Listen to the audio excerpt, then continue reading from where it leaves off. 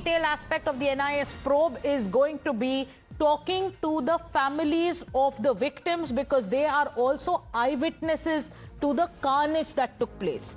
We are going to show you pictures of the NIA team, which is also in Kolkata, speaking to the family of one victim, Bitan Adhikari.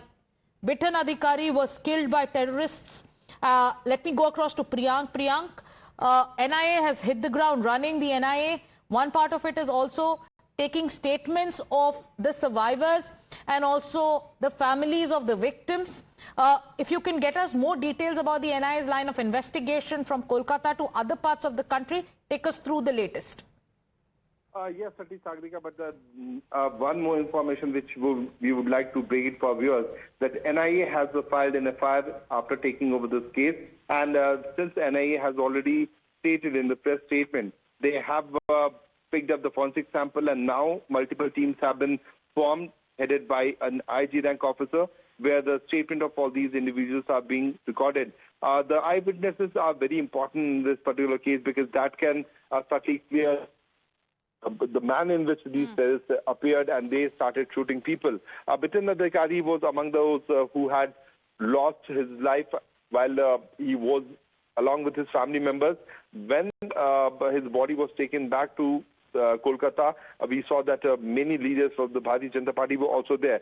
So the leaders have spoken, but officially it's a procedure that the National Investigating Agency will record statement of each and every individual. The family members of the deceased, those people who on the ground when this incident happened, and their statement are being recorded. So in process to that, the National Investigating Agency is recording the statement of all those individuals who have survived in this ghastly attack. Yes, and Bitan Adhikari, a 40-year-old engineer who was employed with Tata Consultancy Services, was in the US, came to India, took his family for a holiday. He was shot dead by terrorists in front of his wife and his child. The NIA investigators are taking statements of the families of victims. The NIA wants to piece together the entire sequence of events. Let's also take our viewers through the other line of investigation. We also know, Priyank, that exit and entry points are now being scrutinized in Pahalgam as well. You were there. You got us a report from the attack site. Take us through more details of the NIA's line of investigation.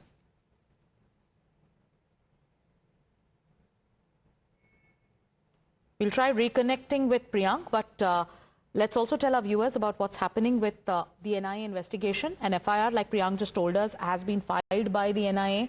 The NIA team has visited the families of victims. They're trying to get a sense of what is happening in Pahalgam. Let's also tell our viewers about what's happening with the NIA investigation. We will play out Priyank's report from the terror attack site in Baisaran, which will give you a sense of what the NIA's investigation currently is looking at. My colleague Priyank was in Baisaran today. He filed a report from the terror attack site after the NIA took over the investigation. He also showed us the route that the terrorists possibly took to escape. All eyes are going to be on the investigation of the NIA. For now, the NIA is speaking to families of victims.